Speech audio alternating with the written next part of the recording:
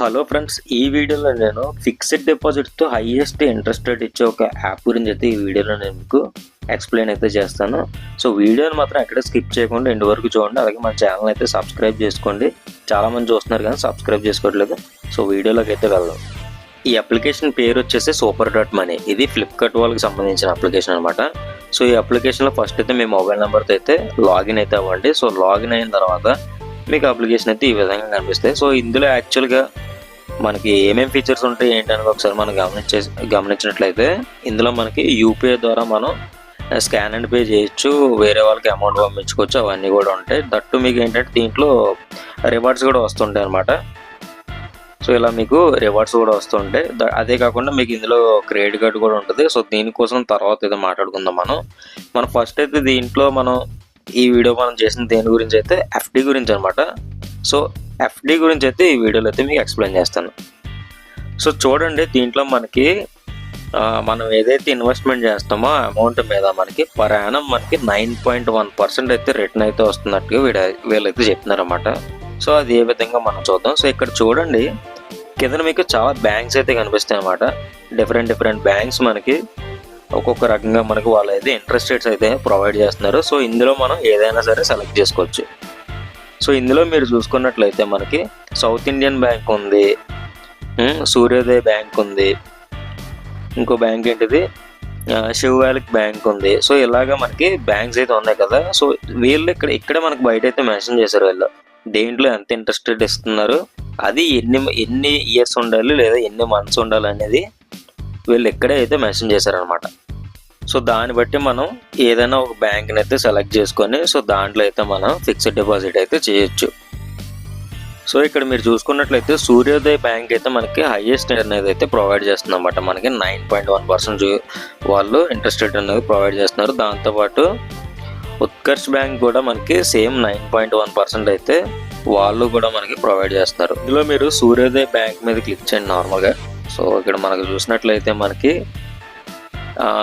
ఎన్ని మంత్స్ ఉంటే మనకి ఎంత ఇంట్రెస్ట్ రేట్ అన్నది వస్తుంది అనేది ఇక్కడ చాలా క్లియర్గా మెన్షన్ చేశారు వీళ్ళు.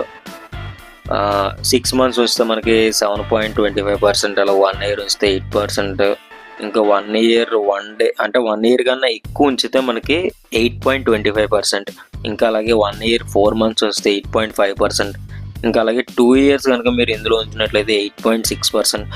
ఇలా మనకి ఇన్వెస్ట్మెంట్ అనేది ఇంట్రెస్ట్ రేట్ అనేది ఉందన్నమాట. సో అది కూడా మీకు ఎట్లా అంటే మీకు సీనియర్ సిటిజన్స్కి అయితే 9.1%. సో ఒకవేళ మీరు సీనియర్స్ మనలాంటి యంగ్ పీపుల్కి అయితే 8.6% అయితే వస్తుందన్నమాట.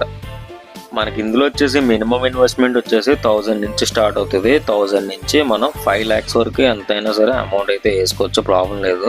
సో మీకు 5 lakhs కన్నా ఎక్కువ వేసుకోవడం అంటే మీకు 5 lakhs అనేది ఎందుకంటే మీకు ఆర్బీఐ నుంచి అయితే మీకు సెక్యూరిటీ ఉంటుంది అన్నమాట. 5 lakhs లోపు అయితే, అంతకుమించి ఎక్కువ వేసుకుంటే మనకు కొంచెం ఇవి చిన్న బ్యాంక్స్ కదా, ఎప్పుడు ఏం జరుగుతుందో మనకే తెలియదు. కాబట్టి మరీ అంత ఎక్కువ అమౌంట్ వేసుకోకుండా 5 lakhs బిలోలో మీరు కనుక ఇన్వెస్ట్మెంట్ చేసుకున్నట్లయితే ప్రాబ్లం అయితే ఏమి ఉండదు.